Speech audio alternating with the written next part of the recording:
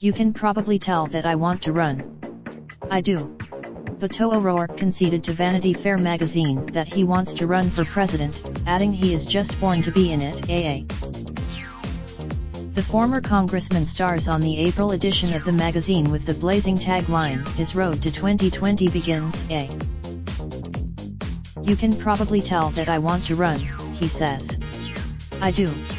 I want to be in it, he adds.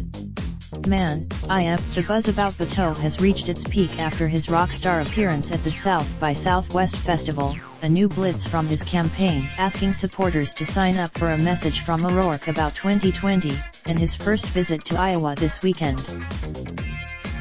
Capping off the speculation, O'Rourke will announce his 2020 presidential bid at any moment. His campaign asked for volunteers in help sending some text messages tomorrow morning.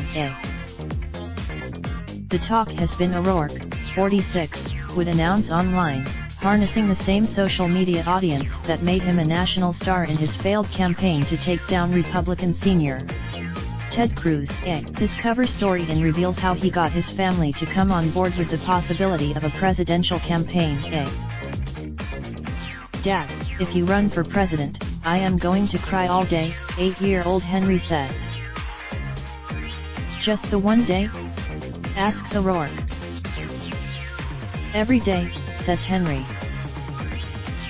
But 10-year-old Molly declared, I want to live in the White House, And 12-year-old Ulysses says, I only want you to run if you're gonna win. O'Rourke has no explanation for his rise to Democratic superstardom. I honestly don't know how much of it was me, he told the magazine. But there is something. For the O'Rourkes, it was Beto O'Rourke's third campaign stop and Senate bid, in Houston, where they first noticed the power of O'Rourke's gift in Vanity Fair's words. Every seat was taken, every wall, every space in the room was filled with probably 1,000 people, Amy O'Rourke said. You could feel the floor. Beto O'Rourke described a near mystical experience. I don't ever prepare a speech, he says. I don't write out. There's something that happens to me, he said, or that I get to be a part of in those rooms, that is not like normal life. I don't know if that. O'Rourke knows that one of the biggest obstacles for him to overcome in the Democratic primary is the fact he is a white male. The government at all levels is overly represented by white men, he said. That's part of the problem. He also pays tribute to progressive icons Bernie Sanders and Elizabeth Warren, but declines to take the liberal label. I leave that to other people. I am not into the. If I bring something to this, he notes, I think it is my ability to listen to people, to help bring people together to do something that is thought to be impossible.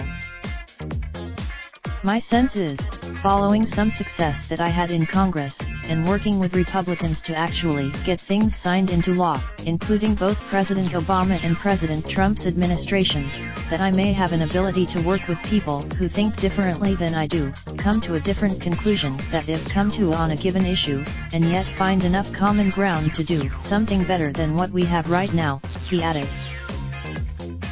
O'Rourke told the magazine he never intended to tell Oprah Winfrey that he would make a decision on 2020 before the end of this month. The Texas Democrat taped a special episode of her show in New York in February. He was flying back to El Paso from that interview when he learned President Donald Trump was coming his hometown to hold a rally to support his border wall. Amy O'Rourke was reading Michelle Obama's memoir Becoming on the Plane, her tale of the toxic presidential race President Barack Obama faced in 2008. She was kind of pissed at me when we got home, O'Rourke said of his wife. Almost like Amy O'Rourke knew he was running, the magazine notes. He is declining to define himself or run a negative campaign. I just don't get turned on by being against, O'Rourke said. I really get excited.